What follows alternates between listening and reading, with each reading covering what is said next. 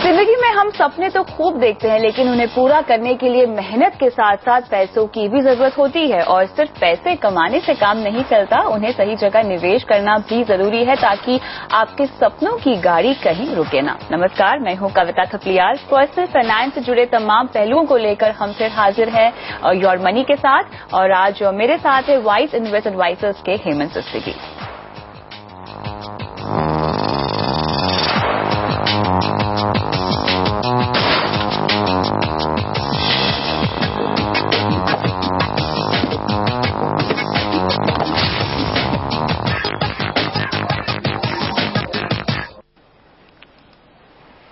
आज हमारा फोकस है आपकी कंप्लीट फाइनेंशियल प्लानिंग पे। तो आइए शुरुआत करते हैं सवाल जवाब के सिलसिले के साथ। और हमारे पहले दर्शक जुड़ रहे हैं दिल्ली से, जयंत कुमार। नमस्कार जयंत, बताएं अपने बारे में कुछ।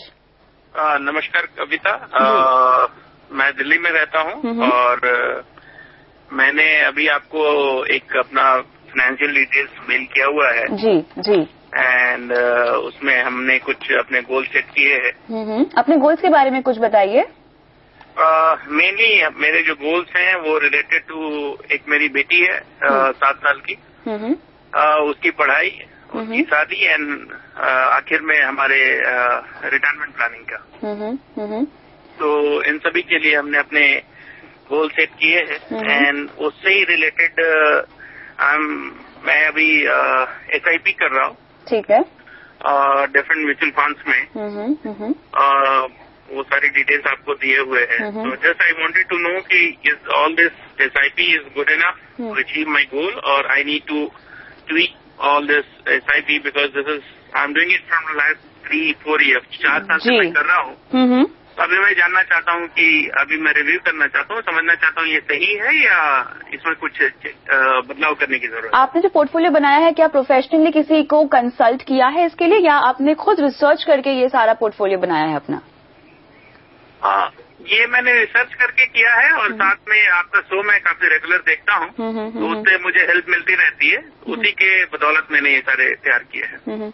चलिए, थैंक यू सो मच। आपने एक तो बहुत अच्छी रिसर्च की है और योर मनी से आपको काफी फायदा मिला है, ये सुन के हमें बड़ा अच्छा लगा। तो करते हैं आपके पोर्टफोलियो के एनालिसिस। हेमंत, स्वागत है आपका। तो बहुत कम इस तरह के पोर्टफोलियो आते हैं योर मनी में जहां पर एक कंप्लीट डिटेल्ड रिसर्च करके लोग अपने फंड्स चुनते हैं और साथ ही इंश्योरेंस को भी वो प्रॉपर्ली ट्रैक करते हैं और उसमें भी इन्वेस्टेड होते हैं।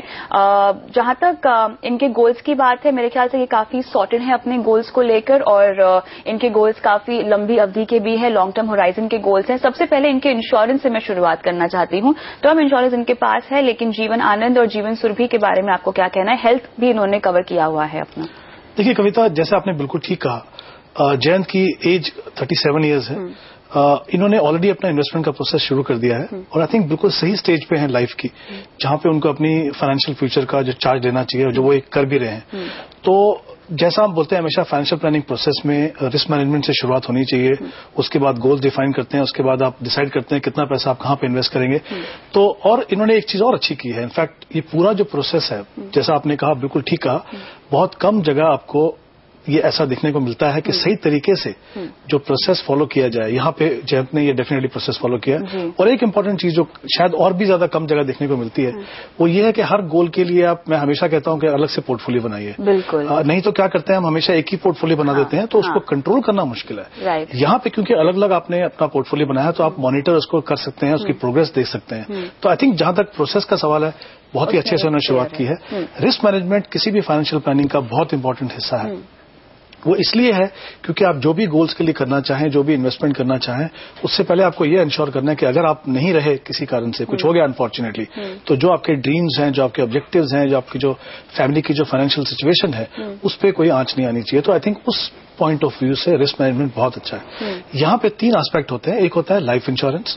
लाइफ इंश्योरेंस में भी आपको ये देखना है कि सही प्रोडक्ट हो, और सही मात्रा में आपके पास इंश्योरेंस होना चाहिए। तो इन्होंने क्या किया, 2.5 करोड़ की इन्होंने एक टर्म प्लान लिया, प्रोडक्ट बिल्कुल सही लिया है और इनकी इनकम के हिसाब से अगर मैं थंब रूल लगाऊं तो काफी अच्छे से उन्होंने अपने आप को कवर किया है। हेल्थ इंश्योरेंस में इन्होंने कहा इनके एम्प्लॉयर को भी एम्प्लॉयर ने इनको दिया है एक हेल्थ इंश्योरेंस कवर, और इन्होंने भी एक फैमिली फ्लोटर लिया है, जो एक हमेशा हर इन्वेस्टर को करना चाहिए।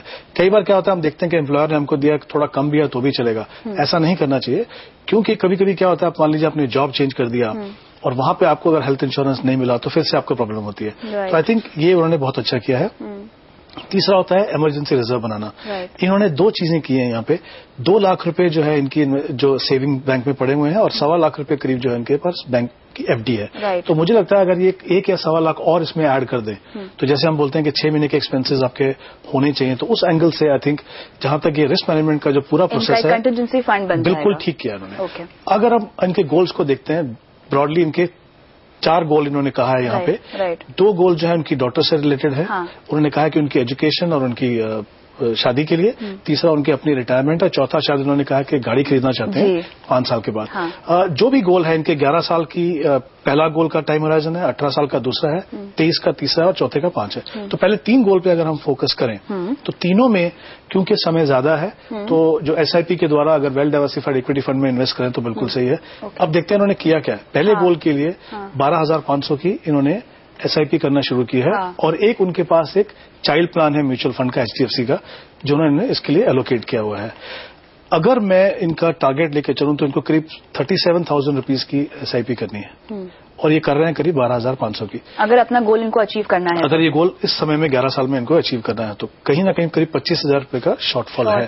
तो इनके जो फंड्स हैं जो अभी इन्वेस्ट कर रहे हैं एसआईपी के द्वारा, वो तीनों फंड अच्छे हैं। जहां तक वो चाइल्ड प्लान का सवाल है, मुझे लगता है अगर आप एसआईपी से इन्वेस्ट कर रहे हो तो उसका कोई मतलब नहीं है, उसको भी किसी एक अच्छे इक्विटी फंड या 1 या 2 में अगर वो उसको री इन्वेस्ट कर दें तो वो सही रहेगा। बाकी अगर ये कर सकें, जब भी कर सकें, तो ये इनको 25,000 रुपए और इन्वेस्ट करने पड़ेंगे। वहां से 3 फंड जैसा मैंने कहा ये अपने रख सकते हैं, और एक फंड बिरला सन लाइफ फ्रंटलाइन इक्विटी में 8,000 रुपए इन्वेस्ट करें, और बाकी जो 17,000 है वो बाकी जितने जो 3 फंड है उनमें बांट दें। तो इस तरह से जहां तक इनके डॉटर के एजुकेशन का सवाल है वो हो जाएगा। वो गोल हो गया। मैरिज की अगर यहाँ पे बात करें तो अगेन 1 करोड़ का टारगेट है उनका, 18 साल का समय है इनके पास, तो करीब इनको 14,000 रुपए की एसआईपी करनी पड़ेगी। 10,000 की एसआईपी ये कर रहे हैं। यहाँ पे भी इन्होंने एक चाइल्ड प्लान म्यूचुअल फंड का लिया हुआ है। वो भी जैसा मैंने पहले कहा 2 फंड है इनके पास, एचडीएफसी टॉप 200 और प्रूडेंस, वहां पे इन्वेस्ट कर सकते हैं उसको। 4,000 रुपए की और उनको एसआईपी करनी पड़ेगी ताकि अपना गोल अचीव कर सकें। इनका जो रिटायरमेंट का इन्होंने कहा है 23 साल में करीब 3 करोड़ रुपए इनको चाहिए। यहां पे अगर मैं इनकी 2-3 इन्वेस्टमेंट देखूं, पीपीएफ की इन्वेस्टमेंट और ईपीएफ की, सिर्फ एक ही सवाल मुझे पूछना चाहूंगा इनसे मैं जयंत, कि आपका जो ईपीएफ का जो अमाउंट आपने लिखा है 14,000 रुपए, ये खाली आपका कंट्रीब्यूशन है या दोनों का कंट्रीब्यूशन है, आपका और एम्प्लॉयर का?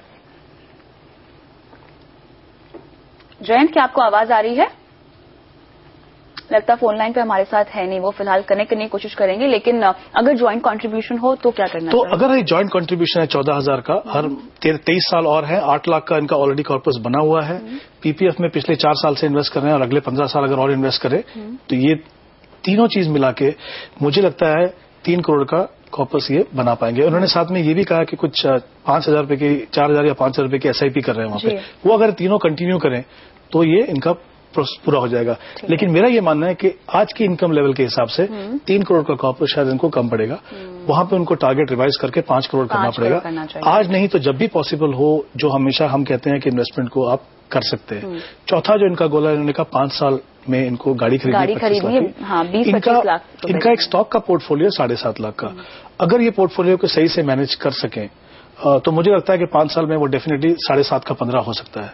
उसके अलावा 10 लाख की जो शॉर्टफॉल रहेगी उस समय पे, क्योंकि इनकम भी बढ़ जाएगी, तो एक लोन लेके अगर वो चाहें तो गाड़ी ले सकते हैं। लेकिन वहां पे शायद इनको प्रायोरिटाइज करना पड़ेगा। जैसे मैंने कहा, डॉटर के एजुकेशन में काफी बड़ा शॉर्टफॉल है। बिल्कुल। शायद मुझे लगता है अगर ये कार को भूल जाएं कुछ समय और, या फिर थोड़ी कम कीमत वाली कार ले लें, तो दोनों काम हो सकते हैं उनके। तो वहां पे उस स्टेज पे उनको डेफिनेटली प्रायोरिटाइज करने की जरूरत पड़ेगी। बाकी इनके पोर्टफोलियो में आपको इनका फंड सिलेक्शन बिल्कुल ठीक लगता है, उसमें कोई प्रॉब्लम नहीं है? हाँ, फंड सिलेक्शन ठीक है इनके। इनफैक्ट इन्होंने जो अपनी रिटायरमेंट के लिए जो इन्होंने इन्वेस्टमेंट किया है, वहां पे इनके पास एक मिड कैप फंड और एक इंडेक्स फंड है, तो वो कॉम्बिनेशन भी ठीक है। हालांकि मेरा ये मानना है कि इतने लॉन्ग टर्म में जब आप इन्वेस्ट करते हो तो कहीं ना कहीं एक्टिवली मैनेज फंड अगर डालोगे तो वो ज्यादा बेहतर रहेगा, बट इंडेक्स फंड भी कोई बुरी ऑप्शन नहीं है। चलिए जयंत, यहाँ पे आपका पोर्टफोलियो हमने देख लिया है, आपकी इन्वेस्टमेंट बिल्कुल सही चल रही है। हाँ, आपकी डॉटर की पढ़ाई का जो गोल है उसमें थोड़ा सा शॉर्टफॉल है, जहाँ पे आपको निवेश बढ़ाने की जरूरत है। और जहां तक आपका गाड़ी खरीदने का इरादा है, अगर आप उसको थोड़ा सा रिवाइज कर सकते हैं या पोस्टपोन कर सकते हैं तो आपके लिए ज्यादा बेहतर होगा। तो उम्मीद करते हैं कि आप योर मनी से मिले हुए सुझावों को जल्द से जल्द अप्लाई करेंगे। इसी के साथ फिलहाल वक्त है एक ब्रेक का, लेकिन अगर आप भी हमसे mutual fund, insurance, financial planning, credit card या लोन से जुड़ा कोई भी सवाल पूछना चाहते हैं तो अपना सवाल अपने कॉन्टैक्ट नंबर के साथ हमें mf@moneycontrol.com पर भेज दीजिए। और साथ ही आप हमारे फेसबुक पेज पर भी अपना सवाल पोस्ट कर सकते हैं और योर मनी के तमाम एपिसोड्स भी देख सकते हैं।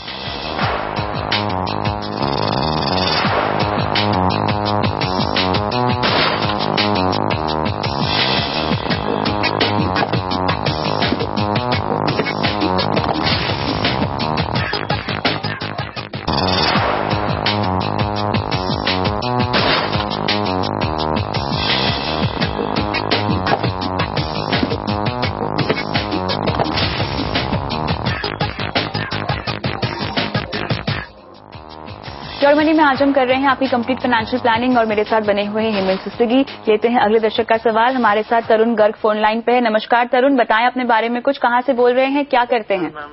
मैं गाजियाबाद से बोल रहा हूँ। अच्छा। मेरी एज 28 ईयर्स है एंड मैं सिंगल हूँ and I am self employed. तो मेरी annual income is around 8 lakhs। ठीक है।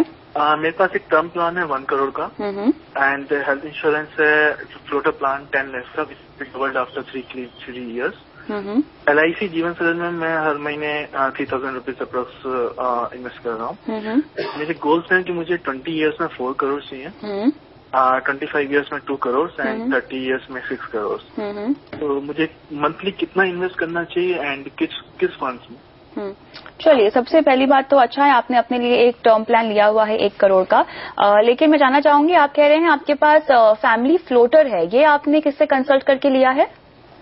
नहीं, ये मैं आपकी शो में देखता हूँ तो वहीं से मैंने किसी से लिया है हेल्थ इंश्योरेंस ऑनलाइन। ये प्लान लिया हुआ है मैंने, सॉरी फ्लोटर प्लान लिया हुआ है, टर्म इंश्योरेंस ऑनलाइन लिया हुआ है।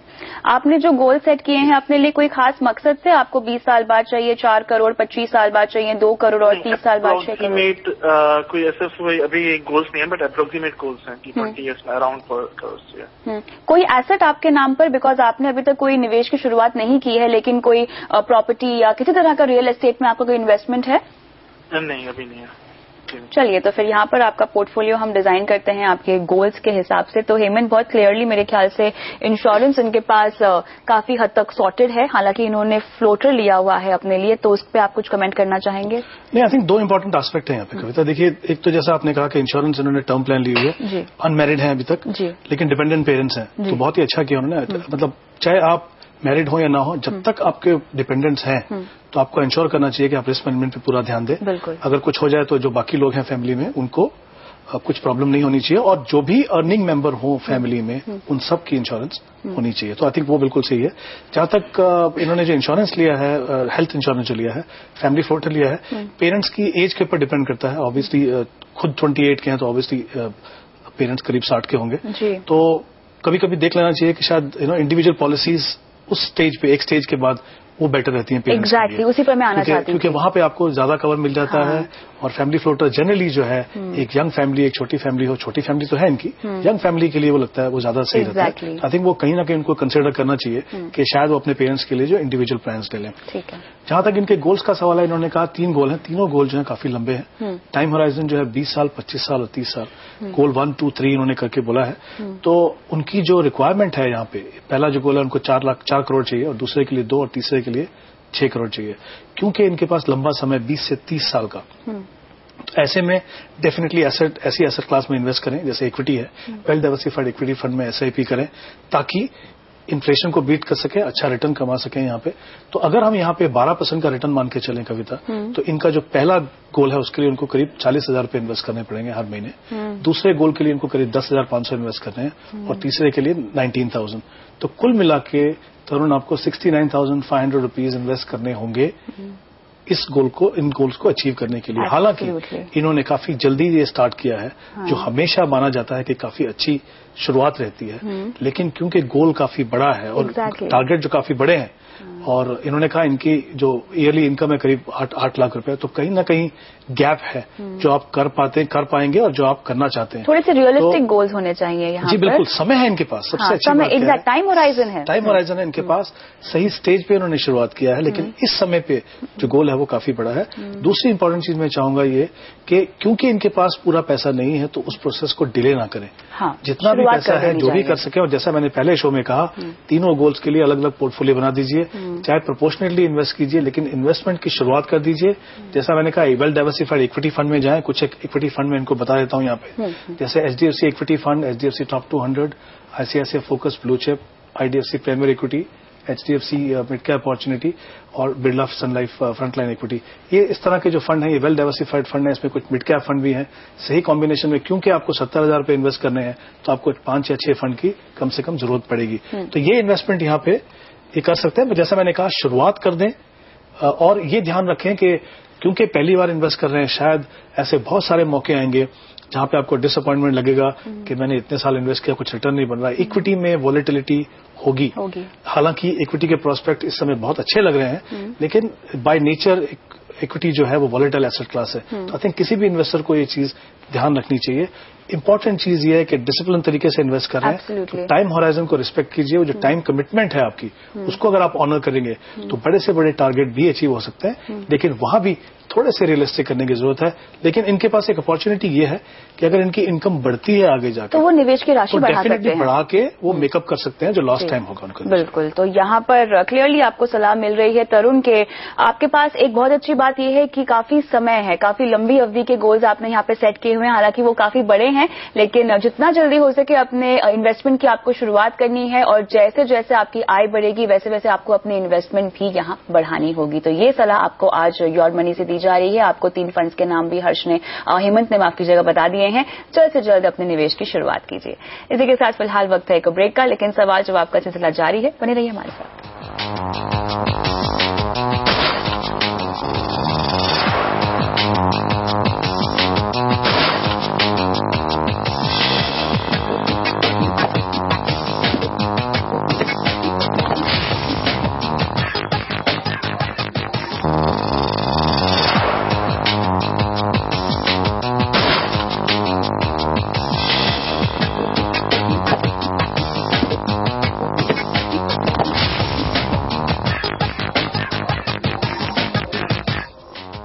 योर मनी में हम कर रहे हैं आपकी कंप्लीट फाइनेंशियल प्लानिंग, और मेरे साथ बने हुए हैं हेमंत रुस्तगी। लेते हैं अगले दर्शक का सवाल। बोलपुर से प्रियावत सिन्हा हमारे साथ फोन लाइन पे हैं। नमस्कार सिन्हा साहब, बताइए अपने बारे में कुछ। हाँ, मैं रेलवे में काम करता हूँ, और मेरा जो गोल है, मैंने आपको मेल किया हुआ है। मेरे 5 साल के अंदर मुझे 10 लाख रुपया चाहिए, और चाइल्ड एजुकेशन के 18 ईयर्स के बाद मुझे 30 लाख, मैरिज के शादी, बच्चे की शादी के लिए 30 लाख, एंड रिटायरमेंट के लिए मैंने 3 करोड़ का ऑब्जेक्टिव रखा है। तो इसके लिए मैंने कुछ SIP किया है। तो मैं आप लोगों से सजेशन मांगता हूँ कि ये ठीक है क्या नहीं है। और उसके साथ मेरा LIC जीवन आनंद 24,000 का है, जो 18 ईयर्स तक चलेगा। तो थोड़ा मुझे सजेशन चाहिए, ये गोल अचीव करने के लिए ये सही है और क्या करना पड़ेगा। चलिए, तो यहाँ पे इनके पहले पोर्टफोलियो के एनालिसिस करते हैं। हेमंत, फंड्स आपको कैसे लगते हैं, और गोल्स के हिसाब से क्या आपको लगता है कि इन फंड्स में इन्वेस्ट करके ये अचीव कर पाएंगे इन गोल्स को? देखिए, जहां तक फंड्स का सवाल है, मुझे लगता है जितनी इन्वेस्टमेंट कुल 10,000 रुपए की इन्वेस्टमेंट कर रहे हैं, जिसमें 2,000 रुपए शायद रिकरिंग डिपॉजिट में है, और बाकी 8,000 रुपए जो है फंड्स में आ रहे हैं, और शायद 7 फंड है। तो कहीं ना कहीं मुझे लगता है फंड अच्छे हैं, broadly I can say fund अच्छे हैं, लेकिन कुछ फंड जो है काफी एग्रेसिव है, उसमें मिड कैप पे ज्यादा जोर है। बट मुझे लगता नहीं कि 8,000 की इन्वेस्टमेंट के लिए आपके पास 7 फंड की आपको जरूरत है। तो कहीं ना कहीं फंड को उनको कम करने की जरूरत पड़ेगी यहाँ पे। दूसरा, अगर हम इनके गोल्स की बात करें, इन्होंने कहा पहला जो गोल है वो घर खरीदना चाहते हैं करीब 6 साल में, 10 लाख रुपए उनको चाहिए, क्योंकि समय बहुत ज्यादा नहीं है। तो पहली बात, उस टाइम होराइजन के लिए आप पूरा पैसा इक्विटी में नहीं लगा सकते। बिल्कुल। तो अगर मैं यहाँ पे, जैसे जनरली हम लॉन्ग टर्म के लिए 12% का रिटर्न मांग के चलते हैं, यहाँ पे हम एट बेस्ट 10% का रिटर्न एज्यूम करके चलेंगे। तो उनको करीब 10,000 रुपए यहाँ पे इन्वेस्ट करने हैं, क्योंकि समय बहुत कम है। और दूसरी इंपॉर्टेंट चीज ये है, आप एसआईपी के द्वारा इन्वेस्ट कर रहे हैं तो आपकी जो एवरेज होल्डिंग पीरियड है वो 3 साल रहेगा, क्योंकि जो पहली एसआईपी करेंगे वो 6 साल के लिए और आखिरी जो एसआईपी उसने 1 महीना भी कंप्लीट नहीं किया। तो अगर हम एवरेज निकालें तो इनकी एवरेज होल्डिंग पीरियड सिर्फ 3 साल रहेगा। तो यहाँ पे उनको सिर्फ बैलेंस फंड देख सकते हैं या फिर जो मंथली इनकम प्लान होती है, जो डेट ओरिएंटेड हाइब्रिड फंड्स हैं, उनकी ग्रोथ ऑप्शन लेंगे तो ये सही रहेगा। तो इस पर्टिकुलर गोल के लिए जैसे एचडीएफसी प्रूडेंस है या आईसीआईसीआई बैलेंस है, ये 2 बैलेंस फंड है, इनको देख सकते हैं। और एक एचडीएफसी एमआईपी लॉन्ग टर्म जो है वो देख सकते हैं।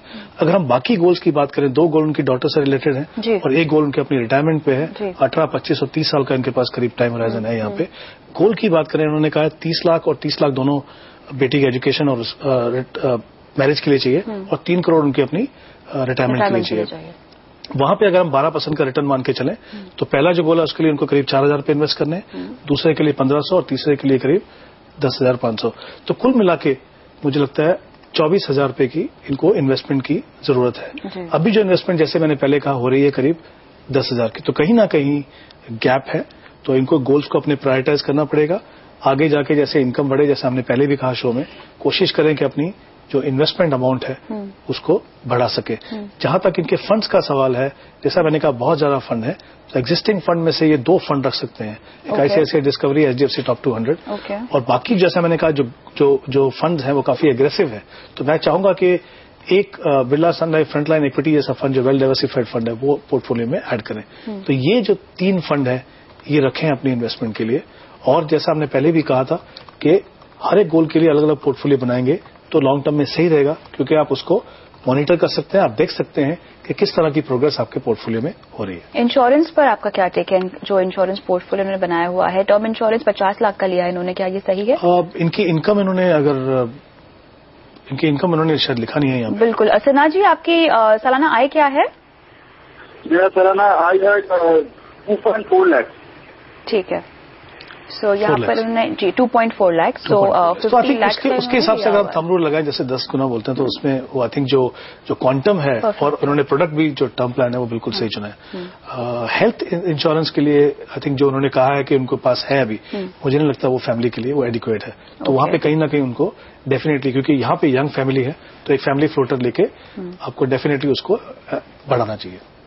चलिए, तो यहाँ पर सिन्हा जी आपको तमाम सलाह दी जा चुकी है। योर मनी में थोड़े से अपने गोल्स को आपको रियलिस्टिक करना होगा और जैसे जैसे आपकी आय बढ़ेगी वैसे वैसे अपने निवेश को भी बढ़ाने की सलाह आपको आज योर मनी से मिल रही है। उम्मीद करते हैं कि आपको अपने तमाम सवालों का जवाब मिल गया होगा। बहुत बहुत शुक्रिया हिम्मत आज शो पर आने के लिए।